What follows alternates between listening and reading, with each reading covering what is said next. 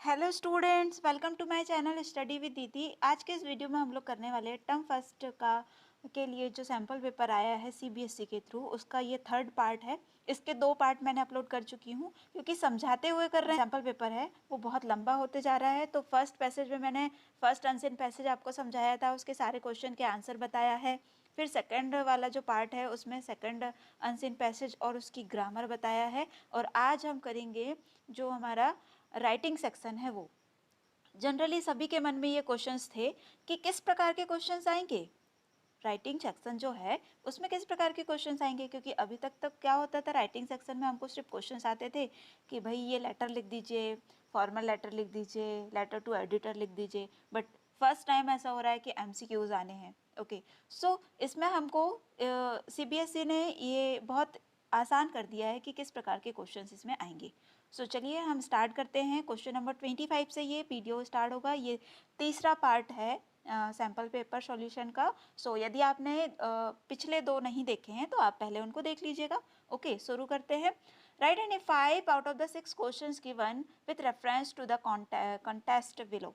Okay, question है, you are Devashree, a resident of Siliguri Assam. You have to write a letter to the editor of the National Daily drawing attention towards the difficulties faced by differently abled people at tourist places. Okay, so question क्या कह रहा है कि आप देवाश्री हैं, आप कहाँ की रहने वाली हैं, आपका रेसिडेंट क्या है, सिलीगुड़ी असम की रहने वाली है। न्यूज़पेपर के एडिटर को क्या बताना चाहती हैं कि जो डिफ़िकल्टी फेस करते हैं differently able people at tourist place ना, सो उसके लिए आप उनका अटेंशन क्या करना चाहते हैं, ड्रॉ करना चाहते हैं। ठीक है, सो ये हमारा क्वेश्चन हुआ। अब इससे कैसे क्वेश्चंस बने हैं हम ये देखते हैं। फर्स्ट क्वेश्चन है, मतलब 25 नंबर का क्वेश्चन है। Select the option with relevant aspects that Devashree should select for his letter. उसकी लेटर के लिए, ये जो क्वेश्चन है देवाश्री का, उसके लेटर के लिए वो इनमें से कौन कौन से ऑप्शंस चुनेगी।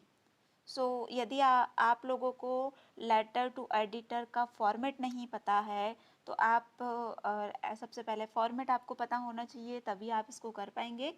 मैंने उसका वीडियो बना के डाला है, बहुत पहले ही डाल दिया है, तो यदि आपने नहीं देखा तो आप देख सकते हैं। ठीक है, लेटर टू एडिटर के लिए क्या करते हैं हम, सबसे पहले सेंडर एड्रेस डालते हैं, फिर डेट डालते हैं, फिर रिसीवर एड्रेस डालते हैं, फिर सॉल्यूटेशन डालते हैं, उसके बाद बॉडी आती है, उसके बाद थैंक यू आता है, उसके बाद आपका नेम आता है, योर फेथफुली, इस टाइप से। क्या क्या आप लिख सकते हैं इसमें इस क्वेश्चन के अकॉर्डिंग। फर्स्ट ऑप्शन है the newspaper's name, second option है attached proof of the newspaper subscriptions, Devashree's address, formal tone, expected date of the letter receive. तो इनमें से कोई 1, 2 या 3 सही हो सकते हैं। नीचे ऑप्शंस भी हैं, एक ही सही नहीं, 2, 3 सही हैं। ठीक है, तो सबसे पहले तो हमको फॉर्मेट पता होना चाहिए कि ये जो लेटर टू एडिटर होता है वो कौन सा लेटर है, फॉर्मल है या इनफॉर्मल। तो आई थिंक आपको पता होगा ये फॉर्मल लेटर होता है भाई। लेटर एडिटर को लिखना है तो हमको फॉर्मल लेटर में लिखना है, मतलब फॉर्मल टून में आपको लिखना है। इतना तो हमको ये करेक्ट हो गया, मतलब 4th नंबर का करेक्ट है। ओके, देन फर्स्ट ऑप्शन है द न्यूज़पेपर्स नेम। हमको जो न्यूज़पेपर, जिस भी न्यूज़पेपर में हमको ये एडिटर को लिखना है तो उसका न्यूज़पेपर का एड्रेस डालना होता है, और एड्रेस डालने के लिए हमको न्यूज़पेपर का नाम भी लिखना होगा। मतलब हमारा फर्स्ट ऑप्शन भी करेक्ट हो गया, फर्स्ट और 4th तो करेक्ट हो गया भाई। अब सेकंड क्या बोल रहा है, attached proof of the newspaper subscription. तो आपको प्रूफ बताने की ज़रूरत नहीं है न्यूज़पेपर में, ये हमारा रॉन्ग हो जाएगा। फिर देवाश्रीज एड्रेस, देवाश्री का एड्रेस लिखना ज़रूरी है या नहीं है। यस, देवाश्री का एड्रेस भी लिखना ज़रूरी है, क्योंकि फॉर्मल लेटर लिखते टाइम सबसे पहले हम लिखते हैं सेंडर एड्रेस। तो लिख कौन रहा है, देवाश्री, तो देवाश्री का एड्रेस तो ज़रूरी ही है। ओके, हमारे पास 3 ही ऑप्शन, या तो 3 सही हैं या 2 सही हैं। तो हमारा फर्स्ट ऑप्शन सही हो गया था, थर्ड ऑप्शन सही हो गया, 4th ऑप्शन सही हो गया। ठीक है, तो फर्स्ट, थर्ड, 4th कौन से वाले ऑप्शन में दिख रहा है, option number D. D is our correct option. उसी के साथ साथ ये जो 5th दिया था, expected date of the letters receive, तो लेटर कब रिसीव होने वाला, इसकी डेट तो हमको पता ही नहीं होती ना, तो एक्सपेक्टेड डेट हम क्यों लिखे। ठीक है, तो ये रॉन्ग हो गया था, इसलिए हमारा करेक्ट ऑप्शन क्या हो जाएगा, option number D, first, third and 4th। Okay, number 26 है, मतलब सेकंड क्वेश्चन है हमारा आज का। क्या है? Select the appropriate subject for this letter. ये जो हम लेटर लिख रहे हैं उसके लिए एप्रोप्रिएट सब्जेक्ट क्या होगा? आपको पता होगा जो फॉर्मल लेटर लिखते हैं उसमें हमको सब्जेक्ट लिखने की ज़रूरत पड़ती है, तो क्या एक पर्टिकुलर एक एप्रोप्रिएट सब्जेक्ट हो सकता है? Drawing attention toward differently abled people. क्या आप डिफरेंटली एबल पीपल के लिए अटेंशन ड्रॉ करना चाहते हैं? नहीं। जो टूरिस्ट स्पॉट है वहाँ डिफ़िकल्टी फेस करते हैं ये लोग, ठीक है? जो डिसेबल्ड पीपल होते हैं जो डिफ़िकल्टी फेस करते हैं कहाँ पे? टूरिस्ट स्पॉट में, उसके प्रति हम लोग अटेंशन ड्रॉ करना चाहते हैं। तो फर्स्ट ऑप्शन हमारा रॉन्ग हो गया। Second, the differently abled neglected और मिसअंडरस्टूड।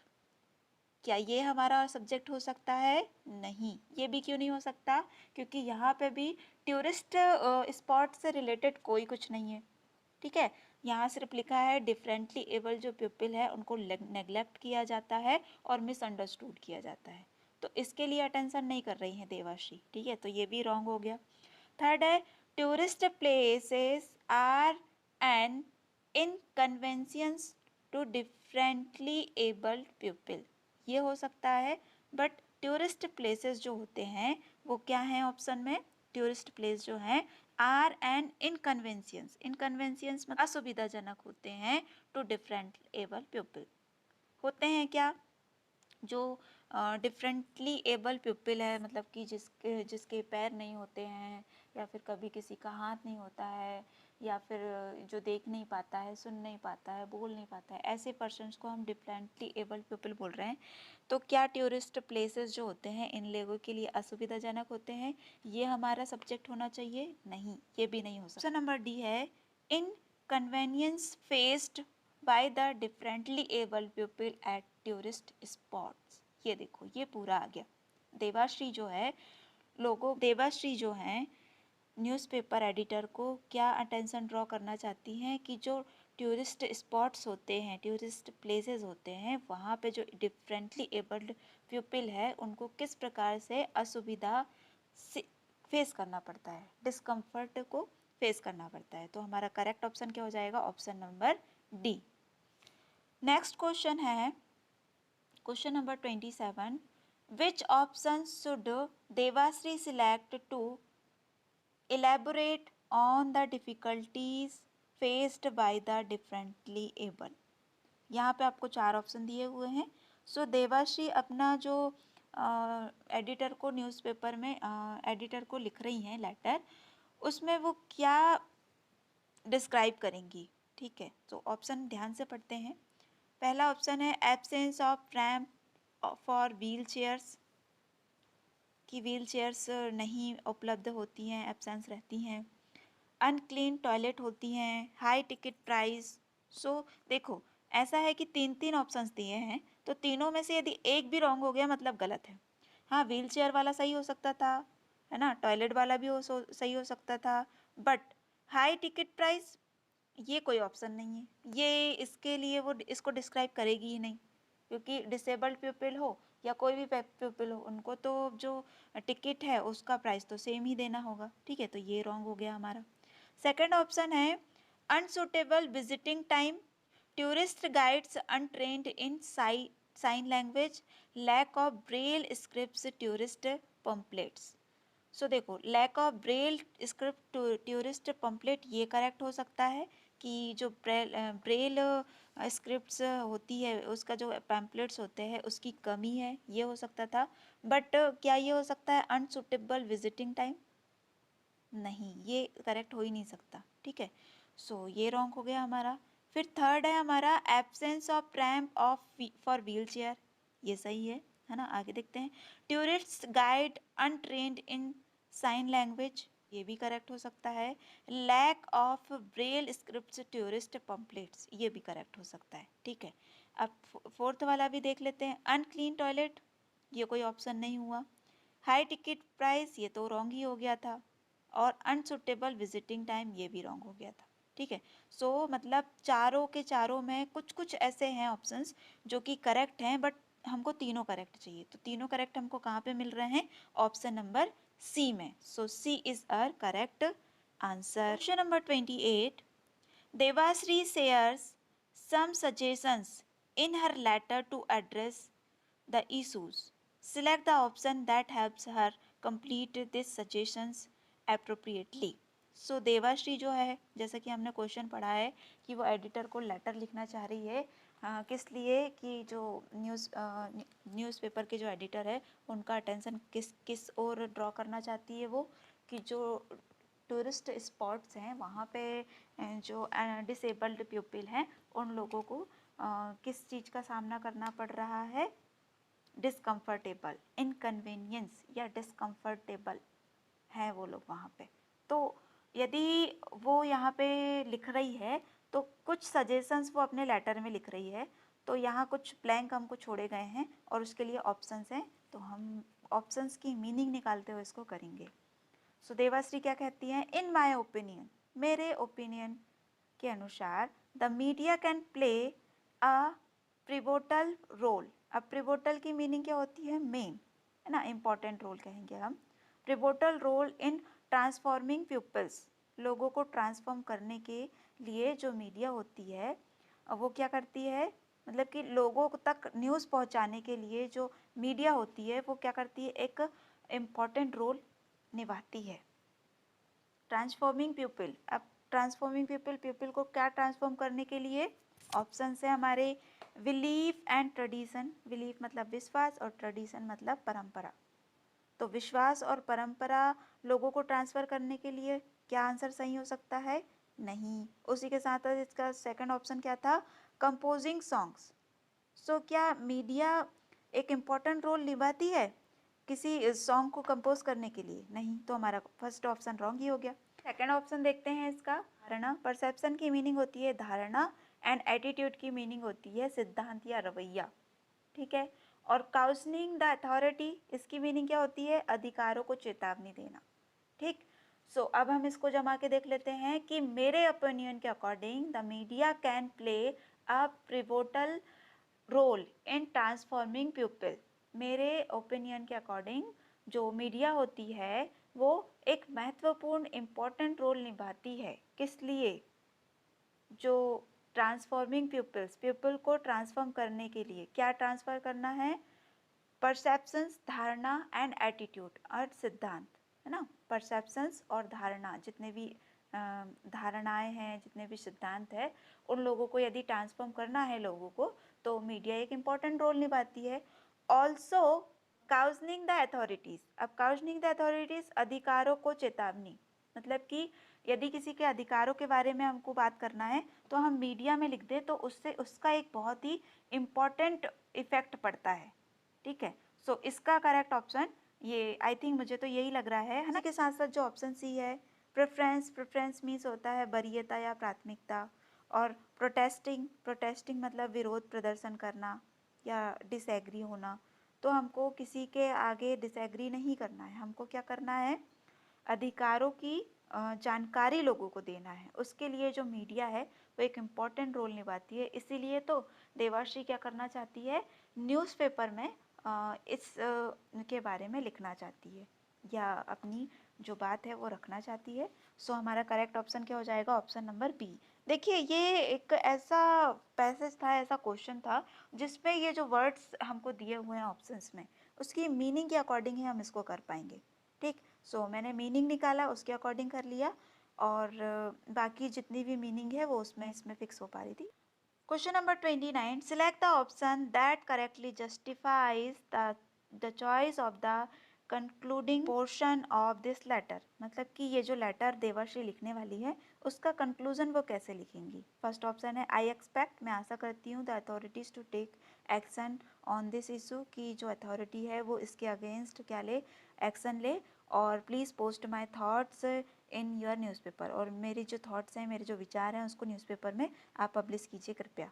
या फिर सेकंड ऑप्शन है, आई होप, मैं आशा करती हूँ, my views get published in the columns of your newspaper, कि मेरे जो व्यूज़ हैं, मेरे जो विचार हैं वो आपके न्यूज़पेपर के कॉलम में छपने योग्य हैं और आप उसको पब्लिश करेंगे, सो दैट दिस इशू में generate more public support and awareness, जिससे कि क्या होगा, ये जो इशू है वो क्या होगा, ज़्यादा लोगों को पता चलेगा और ज़्यादा लोग उसको सपोर्ट करेंगे।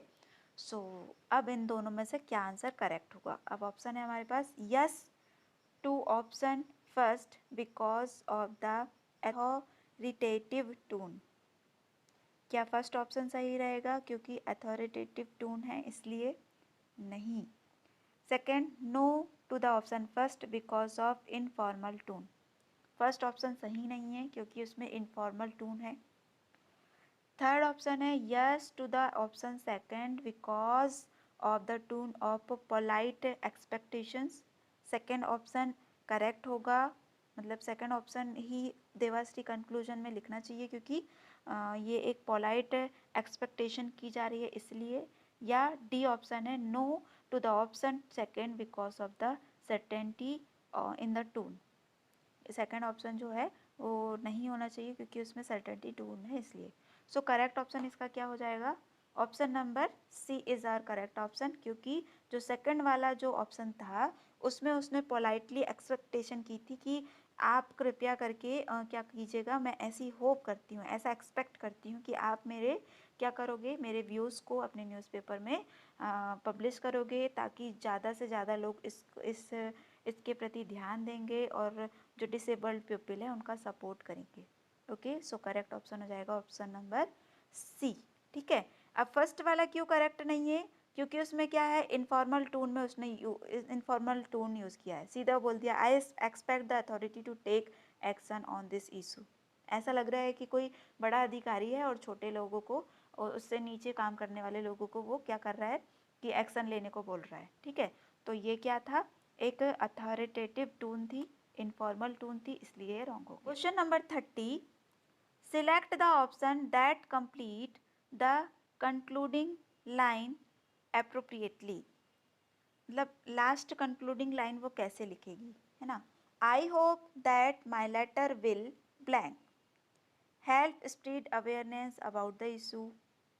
जो इशू है उसके लिए क्या करेगी, हेल्प करेगी, है ना। Lead to action against all authorities responsible at a tourist spot. ये तो रॉन्ग ही हो गया क्योंकि क्या कर रही है वो, किसी के अगेंस्ट क्या कर रही है, एक्शन लेने की बात। Improve calculations of the national daily, improve करेगी कैलकुलेशन ऑफ नेशनल डेली, ये भी रॉन्ग हो गया। Result in positive review by the readers, कि जो रीडर्स हैं उसके का वो क्या करेंगे, result in positive review by the readers, कि जो रीडर्स हैं, जो पढ़ने वाले हैं, वो क्या पॉजिटिव रिव्यू देंगे, उसका रिजल्ट पॉजिटिव होगा, ऐसा। तो ये कुछ नहीं चाहती है देवाश्री, सिर्फ ये चाहती है कि ये जो इशू है ना, ये जो क्या डिसकम्फर्टेबल उन लोगों को हो रहा है, डिसेबल्ड लोगों को, उनको कुछ हेल्प मिल सके। ठीक है, ऐसा वो बताना चाहती है न्यूज़पेपर में, जिससे कि बाकी लोग भी उसकी तरफ ध्यान दें और ये जो सुविधाएं हैं उनके लिए वो थोड़ा सा अच्छे से कर पाएँ। Okay, so correct option is option number A. So इस प्रकार के क्वेश्चंस हमको राइटिंग सेक्शन में आएंगे। आई थिंक आपको समझ में आ गए होंगे। तो अगले जो हमारे क्वेश्चंस हैं वो हैं लिटरेचर से। ठीक है, लिटरेचर के लिए सबसे पहले हमको क्या दिया हुआ है, एक एक्सट्रैक्ट दिया हुआ है जो कि लॉन्ग वॉक टू फ्रीडम से है, Nelson Mandela.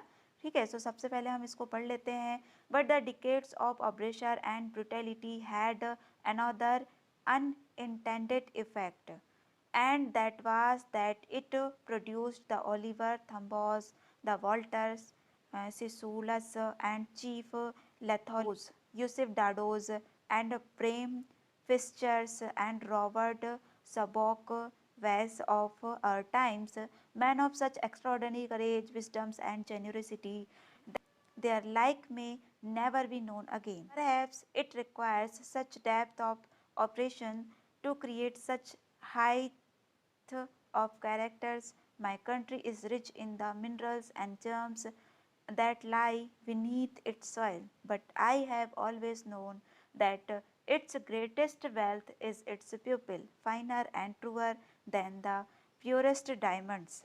It is from these comrades in the struggle that I learned the meaning of courage.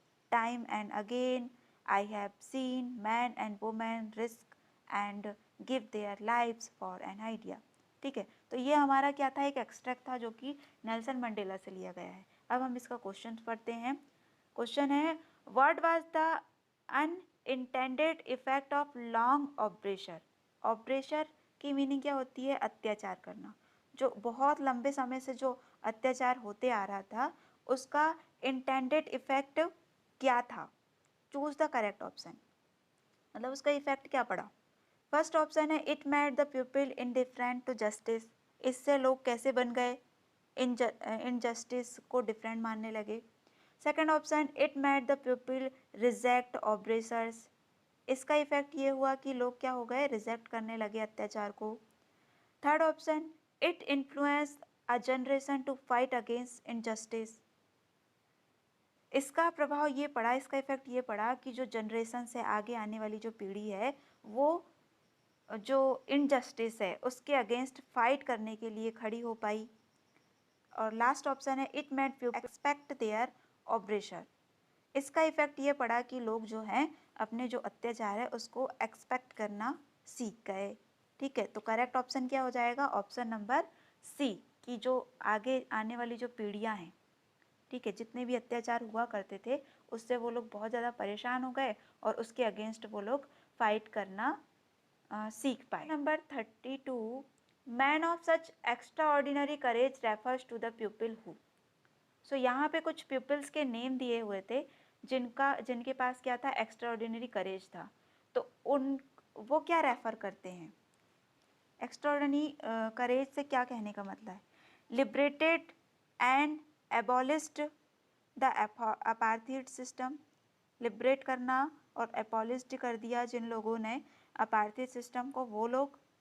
Used their resource to spread awareness. अपने रिसोर्सेज को उन्होंने स्प्रेड अवेयरनेस को स्प्रेड करने के लिए use किया। Fought for their countries freedom. वो लोग, जिन लोगों ने अपनी कंट्री की फ्रीडम के लिए फाइट किया वो लोग। या demonstrated utmost strength to oppose the system. अब डिमॉनिस्ट करना या फिर शो करना या फिर कहना चाहिए कि हड़तालें करना। अटमोस्ट की मीनिंग क्या होती है, बहुत अधिक या एक्सट्रीमली।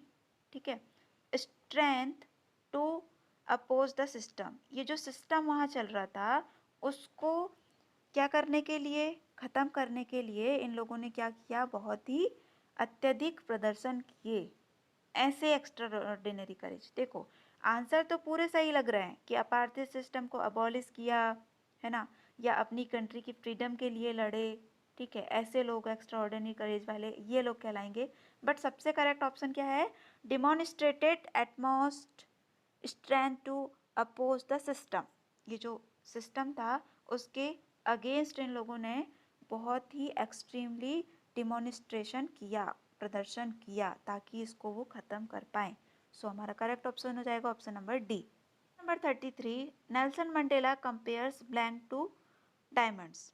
नेल्सन मंडेला ने ये जो एक्सट्रैक्ट था उसमें डायमंड्स को किससे कंपेयर किया है, his countryman, patriots, wise man या द ऑब्रेस्ट। तो हमने पढ़ा था इसमें, यदि आपने नहीं पढ़ा होगा तो देख लीजिए। यहाँ पे उन्होंने कहा है कि किसी भी कंट्री की जो सबसे ग्रेटेस्ट वेल्थ होती है ना, वो कौन होता है, इट्स पीपल, वहाँ के लोग। सो हमारा करेक्ट ऑप्शन क्या हो जाएगा, option number A, his country man. Okay, question number 34, when Nelson Mandela says, I have seen men and women risk and give their lives to idea, it means that they are blank। ठीक है, तो Nelson Mandela ने यहाँ पे last line में कहा है इस एक्सट्रैक्ट में कि मैंने देखा है आदमी और औरतों को क्या रिस्क लेते हुए और अपनी लाइफ को किसी आइडिया के लिए देते हुए। ठीक है, सो ही मीन्स दैट दे आर, उनका कहने का मतलब ये है कि वे लोग, जो वुमेन और जो मैन थे जिन्होंने रिस्क लिया और अपनी लाइफ नेचुरल कर दी किसी आइडिया के लिए, वो लोग कैसे थे। ऑप्शंस हैं, स्टैब्रॉन, स्टैब्रॉन की मीनिंग होती है जिद्दी। कमिटेड, कमिटेड की मीनिंग होती है प्रतिबद्ध एकदम। इंटेलिजेंस, बुद्धिमान, और प्राउड मतलब गर्व। सो ये जो लोग थे जिन लोगों ने किसी आइडिया के लिए, किसी विचार के लिए ऐसे आदमी और ऐसे औरतें जिन्होंने अब रिस्क लिया और अपनी लाइफ तक दे दी, वे लोग क्या थे, कैसे थे? तो इसका करेक्ट ऑप्शन क्या हो जाएगा? स्टबर्न, मतलब कि एकदम जिद्दी थे वो लोग। Question number 35, select the suitable word from the extract to complete the following. यहाँ पे हमको एक रेशियो और रेशियो दिया हुआ है। देखो, डेप्थ, डेप्थ मीन्स होता है गहराई और हाइट मीन होता है सबसे ऊंचाई, और ये दोनों क्या है, एक दूसरे के अपोजिट है ना। डेप्थ मतलब बहुत अंदर गहरा और हाइट मीन सबसे ऊंचा। कंपैशन की मीनिंग क्या हो जाती है? अंडरस्टैंडिंग और पिटी समथिंग, मतलब सहानुभूति रखना किसी से। तो किसी से सहानुभूति, कंपैशन का एंटोनिम क्या हो जाएगा? विजडम होगा क्या? विजडम मीन्स तो बुद्धि होता है, नहीं ये नहीं होने वाला। स्ट्रगल, स्ट्रगल भी नहीं हो सकता। करेज, करेज मीन्स साहस, ये भी नहीं हो सकता। और एक और क्या बचा है? ऑपरेशन। ऑपरेशन की मीनिंग क्या होती है? ऑपरेशन की मीनिंग होती है अत्याचार। तो कंपैशन की मीनिंग क्या हो गई? सहानुभूति, और ऑपरेशन की मीनिंग क्या हो गई? अत्याचार, है ना, एक दूसरे के अगेंस्ट सहानुभूति रखना और किसी पर अत्याचार करना। सो ये हो गए हमारे एंटोनिम वर्ड्स। सो इस प्रकार से इस एक्सट्रैक्ट के 5 क्वेश्चंस थे। क्वेश्चन में हमको फिर से एक और एक्सट्रैक्ट दिया है, which is from the diary of Anne Frank. सबसे पहले इस एक्सट्रैक्ट को पढ़ते हैं। Let me put it more clearly, since no one will believe that a 13-year-old girl is completely alone in the world, and I am not. I have loving parents and 16-year-old sister, and there are about 30 pupils I can call friends. I have a family, loving aunt, and a good home. No, on the surface I seem to have everything except my one true friend. All I think about when I am with friends is having a good time. I cannot bring myself to talk about anything about ordinary things. ठीक है। सो यहाँ जो हमारी Anne Frank थी, उन्होंने एक जो diary लिखी है उसमें बताया है कि मैं एक 13-year-old गर्ल हूँ, बट फिर भी मैं अकेली हूँ। मेरी एक 16-year-old बहन है, मेरी एक लविंग पेरेंट्स हैं, एक आंट है, घर है, सब कुछ है, उसके बाद में भी मैं अकेली हूँ। क्यों? क्योंकि I have no true friend, ना, उसका कोई भी एक सच्चा दोस्त नहीं था जिसके साथ वो सारी चीज़ें शेयर कर सके। मतलब बातें तो वो बाकी लोगों से करती है, बट वो जो दिल की बातें हैं वो अपने ट्रू फ्रेंड से कर सकती है ना, तो वो वैसा उसके पास फ्रेंड नहीं था। Why does N feel the following, ये जो नीचे लाइन लिखी हुई है, वैसा एन फ्रैंक क्यों फील करती है? No one will believe that a 13-year-old girl is completely alone in the world. ऐसा क्यों सोच रही है वो कि कोई ये बिलीव नहीं करेगा कि एक 13 साल की लड़की इस पूरी दुनिया में अकेली है? क्यों बिलीव नहीं करेंगे? क्योंकि अब यहाँ ऑप्शन है हमारे पास, ये pill knew she had a family, क्योंकि लोगों को पता है कि उसकी एक फैमिली है, उसके पास एक फैमिली है। यस, ये तो पता ही है क्योंकि उसकी एक अच्छी सी फैमिली है, उसकी 16-year-old गर्ल है, लविंग पेरेंट्स है। ठीक है। सो नेक्स्ट देखते हैं, people rejected the idea of loneliness, क्योंकि लोग लॉनलीनेस, अकेलेपन के आइडिया को रिजेक्ट कर देंगे, इसीलिए नहीं, ये हो ही नहीं सकता, इसलिए ये रॉन्ग हो गया। सी हैड सेवरल फ्रेंड्स, उसके सेवरल फ्रेंड्स है, इसलिए। तो हमको यहाँ पे एक्सट्रैक्ट में बताया गया है कि वो बताती है कि मेरे क्या है, मेरी एक लविंग फैमिली है और 30, लगभग 30 लोग उसके आसपास है जिनको वो फ्रेंड्स कह सकती है, जिनके साथ वो खेलती है कुछ। सो सभी को पता था कि उसके पास सेवरल फ्रेंड्स थे। यस, ये हो सकता है। सी हैड अ चीयरफुल पर्सनैलिटी, उसकी एक अच्छी सी चीयरफुल पर्सनैलिटी थी, इसलिए हाँ ठीक है, ये भी सही है, क्योंकि यदि कोई व्यक्ति अकेला होता है तो उसकी पर्सनैलिटी में थोड़ा सा डिफरेंस आ ही जाता है। उसकी तो चीयरफुल पर्सनैलिटी तो है, तो कोई उसकी इस बात पर क्यों बिलीव करेगा कि उसके पास कोई नहीं है, वो इस दुनिया में अकेली है। लाइफ वाज कंफर्टेबल, उसकी लाइफ जो है कंफर्टेबल है, इसलिए लोग ये बिलीव नहीं करेंगे कि वो दुनिया में अकेली है। तो ये नहीं हो सकता। क्यों? जिसका कोई नहीं होता, क्या वो कंफर्टेबली नहीं जीवन जीता है? जीता है ना, तो मतलब ये हमारा रॉन्ग हो गया। सो हमारे करेक्ट ऑप्शन कौन कौन से हो गए? फर्स्ट, थर्ड, फोर्थ, मतलब option number B is our correct answer. Question number 37, select the most appropriate option from one and second को 2 स्टेटमेंट दिए हुए हैं, उनको पढ़ना है और हमको ये पता करना है कि दोनों में से क्या करेक्ट है। Okay, so first is on the surface I seem to have everything expects my one true friend.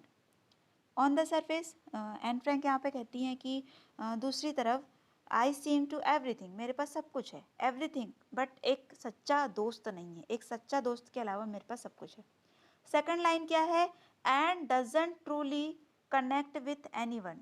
And जो है किसी के साथ ट्रूली कनेक्ट नहीं हुई है, किसी भी व्यक्ति के साथ। ठीक है, सो ये हमारे 2 स्टेटमेंट्स थे। अब इसका आंसर हम लोग देखते हैं, ऑप्शंस देखते हैं। ऑप्शन है first is true and second is fall. First true है बट सेकंड फॉल है, नहीं, ये हो ही नहीं सकता क्योंकि दोनों ही सेंटेंस करेक्ट हैं, बस थोड़े से आगे पीछे हैं। सेकंड है second is opposite of first. Second जो है, सेकंड जो लाइन है कि एन कह रही है कि and doesn't truly connect with anyone, ये जो है इसका अपोजिट क्या है कि उसके पास सब कुछ है एक दोस्त के अलावा। क्या ये उसका अपोजिट है? नहीं। ठीक है, तो ये भी रॉन्ग हो गया। फिर थर्ड ऑप्शन है first furthers the meaning of second. Further मतलब कोई और मीनिंग। ठीक है, सो फर्स्ट जो है वो सेकंड की कोई दूसरी ही मीनिंग है। हाँ, ये करेक्ट है। देखो दोनों की ही मीनिंग सेम निकल रही है ना, कि वो कह रही है कि मैं किसी से कनेक्ट नहीं हो पाई हूँ, और कनेक्ट क्यों नहीं हो पाई हूँ, मेरे पास सब कुछ है, क्योंकि मेरा एक सच्चा दोस्त नहीं है, तो मैं ट्रूली किसी से कनेक्ट हो ही नहीं पाई। इसका करेक्ट ऑप्शन क्या हो जाएगा? ऑप्शन नंबर सी, है ना। डी क्या, और डी क्या कह रहा है? Both A and B can not be inferred from the extract, तो ये तो रॉन्ग ही हो गया। तो हमारा करेक्ट ऑप्शन है option number C. Number 38, from the options given below identify Anne's tone in the extract. यहाँ पे 4 ऑप्शन है हमारे पास, उसमें से हमको ये आइडेंटिफाई करना है कि एंड की टून क्या है।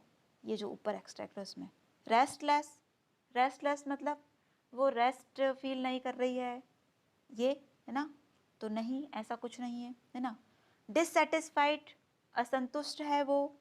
स्केयर्ड, डरी हुई है, या हर्ट, दुखी है। तो चारों में से कौन सा ऑप्शन करेक्ट लग रहा है? सो जैसा कि हम ये एक्सट्रैक्ट देख रहे हैं, इसमें वो बता रही है कि मेरी एक फैमिली है, लविंग फैमिली है, 16 ईयर ओल्ड सिस्टर है, लगभग 30 लोग हैं उसके आसपास जिनको वो फ्रेंड्स कह सकती है, बट उसका एक ट्रू फ्रेंड नहीं है। मतलब सब कुछ तो है बट फिर भी डिससेटिस्फैक्शन है उसकी लाइफ में, मतलब कि असंतुष्ट है वो। उसका एक यदि बेस्ट फ्रेंड बन जाए तो वो क्या हो जाएगी?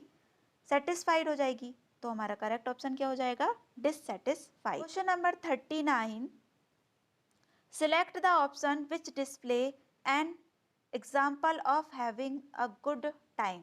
हैविंग अ गुड टाइम, ठीक है, यहाँ हमको 4 ऑप्शन है, उसमें से हमको किसी एक में क्या किया गया है? हैविंग अ गुड टाइम की मीनिंग बताया। हैविंग अ गुड टाइम मतलब कि अच्छा समय बीत रहा था, या अच्छा समय बीत रहा है, या अच्छा समय बीत रहा होगा। ठीक है, having a good time. So हम ऑप्शंस देखते हैं। सबसे पहला ऑप्शन है he is out for a picnic with his friends and they are laughing and singing together. वह जो था पिकनिक के लिए बाहर था अपने दोस्तों के साथ, और वहाँ वो लोग हंस रहे थे, गा रहे थे, सभी लोग साथ में। तो क्या हैविंग अ गुड टाइम, क्या उसका एक अच्छा समय बीत रहा था यहाँ? यस, बीत रहा था। आगे देखते हैं, शायद इसमें भी बीत रहा हो। ठीक है, he is studying hard for the periodic test the following day to improve his scores. वह जो है हार्ड वर्क कर रहा है, किस लिए? पेरियोडिक टेस्ट में अपने जो स्कोर है उसको इम्प्रूव करने के लिए। तो क्या वो अच्छा समय बीत रहा है उसका? नहीं, वो तो बेचारा स्टडी कर करके परेशान है। ऑप्शन नंबर सी है he is trying to convince his father to purchase the latest video game for him. तो इसकी मीनिंग क्या निकल रही है कि वह जो व्यक्ति है, वो जो बच्चा है या जो भी है, वो अपने फादर को कन्विंस कर रहा है कि जो लेटेस्ट वीडियो गेम है उसके लिए वो परचेस करके ला दे, कन्विंस करके ला दे। तो क्या ये हैविंग अ गुड टाइम है? अच्छा समय बीत रहा है उसका? नहीं, तो परेशान है बेचारा, अपने पापा को कैसे भी कन्विंस करने की कोशिश कर रहा है, तो ये भी रॉन्ग हो गया।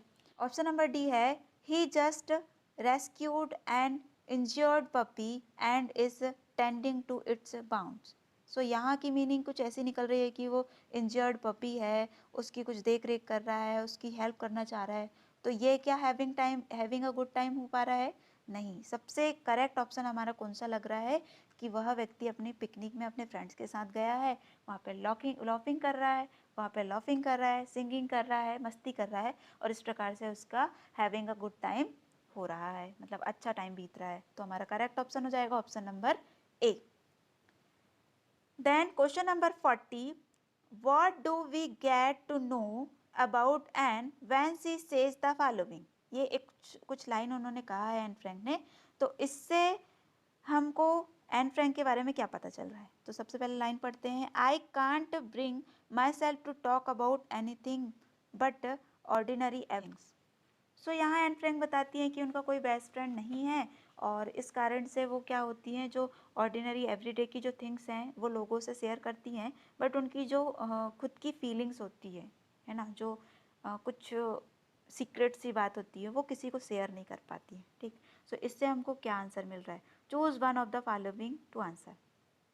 सी is proud of her way, वो अपने आप अपनी जो वे है उस पर प्राउड करती है। सेकेंड है, she is struggling to stick conversation, वो कन्वर्सेशन करने में स्ट्रगल फील कर रही है। She is unsure to her own thoughts, वो अपने खुद के थाट्स पर क्या है, अनश्योर है। She is unable to have a satisfying conversation, वो अनेबल है, वो अयोग्य है, किस लिए? सेटिस्फाइंग कन्वर्सेशन करने में, क्योंकि उसको डर लगता है। वो चाहती है कि वो कोई एक ऐसा उसका दोस्त रहता, बेस्ट फ्रेंड रहता, उससे ही वो सारी चीज़ें शेयर कर पाती। ठीक है, सो हमारा करेक्ट ऑप्शन क्या हो जाएगा? Option number D, she is unable to have a satisfying conversation. इस प्रकार से हमारे क्वेश्चन 40 कंप्लीट होते हैं। और क्योंकि वीडियो बहुत लंबा हो रहा है, इसलिए अगले जो 20 क्वेश्चंस बचे हुए हैं, 20 क्वेश्चंस जो बचे हुए हैं उसको हम अगले पार्ट में करेंगे, मतलब पार्ट 4 में, ये पार्ट 3 था। ठीक है, आई थिंक आपको सब कुछ समझ में आ रहा है, क्योंकि वो लिटरेचर वाला पार्ट बचा हुआ है अब, और बहुत जल्दी जल्दी हो जाएगा वो, इसलिए हम उसको नेक्स्ट वीडियो में करेंगे।